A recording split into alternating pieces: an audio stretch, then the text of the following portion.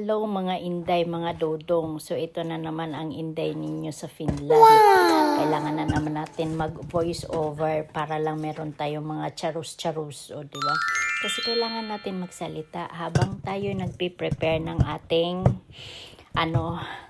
mga prutas, kasi para lang meron tayong vitamin sa katawan, dahil tayo mga Pilipino, karamihan kapag lalo mahirap ka, hindi mo kilala ang mga vitamins tayo, hindi ka sa mga mayayaman o mga tablet lang sila dyan,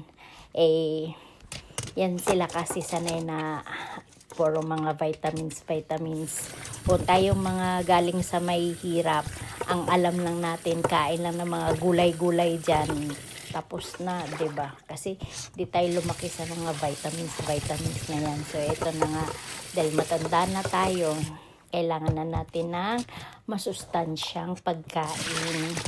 Sa mga walang pambili dyan, kung nasa bundok kayo, magtanim kayo ng mga gulay, huwag kayong maarte. Marami kasi ngayon, lalo ng mga kabataan, ang arte na. Pero lang sa mga mayayaman na. Pero yung mga mahihirap dyan, huwag kayong mag-inarte. Kung anong pagkain na masustansya, kainin para iwas sakit. Syempre hindi nyo pa alam yun kasi mga bata pa kayo. Kapag matanda na kayo, saka nyo na malalaman. Saka na kayo maging health conscious. Kapag may mga sakit-sakit na kayo sa mga kasukasuan, ganon. Habang mga bata pa, wala pang pakialam yun sa mga sakit-sakit Pero kapag matanda ka na, katulad ko, kailangan ng masustansyang pagkain. Kasi hindi tayo sanay sa mga vitamins na yan. At di katulad ng asawa ko, umiinom siya ng mga tableta ng mga vitamins na hindi ko nga kilala Pala siya sa buhay niya, basta ako kakain ako ng prutas, ng daanin na lang natin sa juice. Kasi tamad din tayo kumain ng prutas yung katulad niyan. So, ito na nga, para sa malusog na katawan, piliin ang masustansyang pagkain araw-araw. O diba, ang mansanas ay tumutulong sa maayos na digestion at nagpapalakas ng puso. O sa mga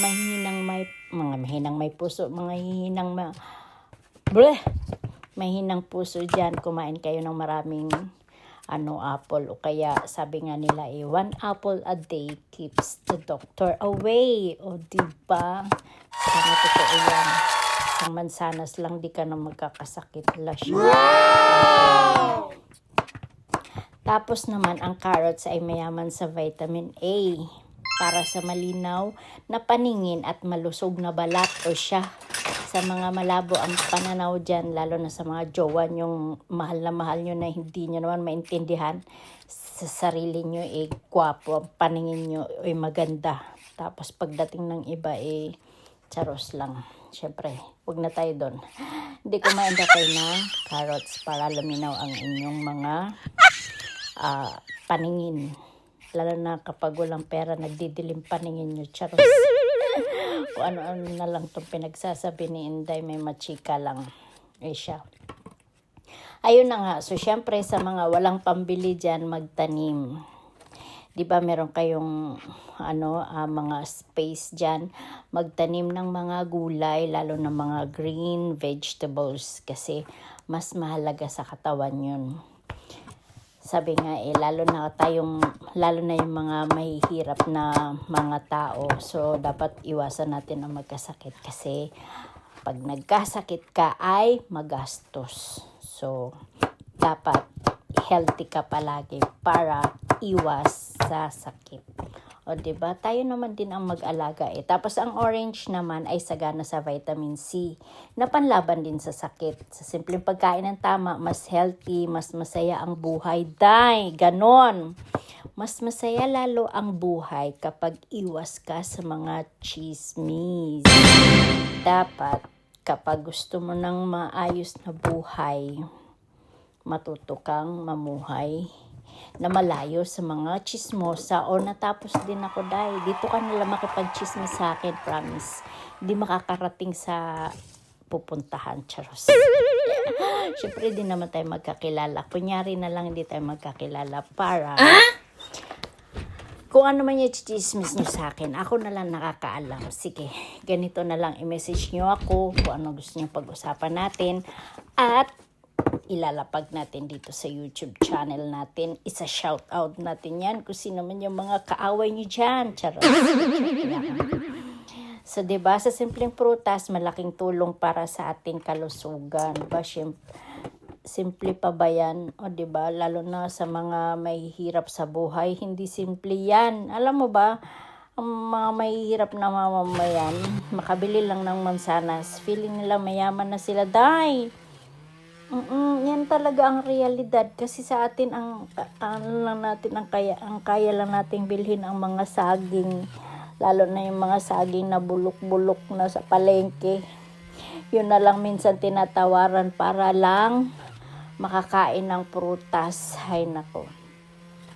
Kaya sa mga mahihirap dyan, magsumikap kayo kasi mahirap maging mahirap. Yun yung katotohanan talaga. Bawal ang tamad, lalo na kung mahirap ka. Diyos ko, wag mong hayaan na mamatay kang mahirap. O diba kung saan na napupunta tong kwento ko, tas tagal pa nitong voice over ko.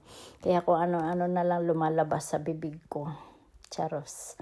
Diba? Tas kayo naman, sa mga nakikinig nito or sa mga nakakapanood, mag-comment naman kayo dyan kung ayaw nyong mag-isa kung magsasalita dito para at least yun lang.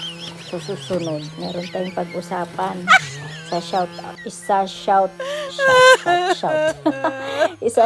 out ko yung mga nagko-comment dyan para at least meron akong pulutan. Charus, pulutan talaga. Hindi totoo naman Kasi 'di ba, karamihan sa mga Pilipino, siguro hindi ko alam kung tama ba yung calculation ko. Siguro nasa mga 70% ang mahihirap, so 30% lang yung mayayaman. So karamihan sa mga mahihirap, hirap makabili ng prutas. O 'di ba, kasi pang-ulam pa lang nila. Yun unahin nila kasi 'di ba? Tingnan mo, pumasok ka sa mga, kahit nga mga minsan, mga taong may mga pera, mas inuuna pa din nila ang ulam kaysa sa mga prutas na yan. Pero yung iba naman, kahit hirap sila sa buhay, bumibili talaga sila ng prutas, kasi talagang inaalagaan nila ang kalusugan. Oo, meron mga may hirap na tao na kahit ang galing nilang mag-budget, promise. Nabibili nila yung prutas, gulay, pagkain. Basta marunong sila pagdating sa pera. Tapos meron naman mga tao kahit may mga pera, ayaw kumain ng gulay. Ayaw din kumain ng prutas. Gusto laging karne o siya. O 'di ba? Gusto laging karne, ayaw ng isda. Gusto yung madali silang mamatay. Buti sana kung mamatay diretso. Ang problema ay nagkasakit pa. O diba kung saan na napupunta tong salita ko. Pwede naman kasi hindi na ako magdaldal. Hayaan ko na lang gumawa ng juice. O siya, wag mong tignan yung ref namin dahil magulo.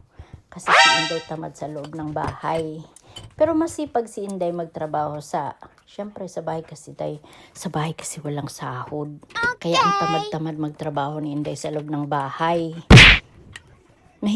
Nakakaya naman sabihin ko sa asawa ko, sahuran mo kaya ako araw-araw para sipagin ako sa loob ng bahay. O diba, pwede ba yung ganun? Pero syempre, kapal naman ng mukha mo, pinapakain ka na nga lang, tapos papasahod ka pa, o diba? O siya, kaya tamad. Si Inday kasi pagdating sa sahod-sahod, sumigla si Inday kasi patrabahuin mo si Inday sa labas, diba? Lipad-lipad rin niya ni Inday. Ganun si Inday. Basta merong taong tamad sa bahay, wag nyo na akong gayahin. Hindi ko nga sinasabi sa inyong tamad ako sa bahay para hindi nyo ako gayahin. ano na. Ang hirap talaga yung mag-content ka na. Yung wala kang tinutumbo kung ano-ano na lang yung lumalabas sa bibig mo. Ang hirap talaga nang walang kausap. Kulang na lang kausapin ko yung mga wall dito sa bahay kasi kung mag-usap naman kami mag-asawa, mapupunta sa away dahil hindi kami minsan magkaintindihan. Oh no! Alam mo yung ibig kong sabihin. Tapos, iba din yung pagkaintindi niya. So, ang ending namin away. Imbis na maayos maayos yung araw namin. Kaya minsan, kahit may gusto akong sabihin, hindi ko na lang sasabihin kasi ano yun, napupunta sa away. Kaya ako naboboring ka. Tapos, gusto mo ng kaaway, kausapin mo na yung asawa. Kausapin ko lang yung asawa ko para, ayun na, ending na, away na. Paano kasi, iba yung English.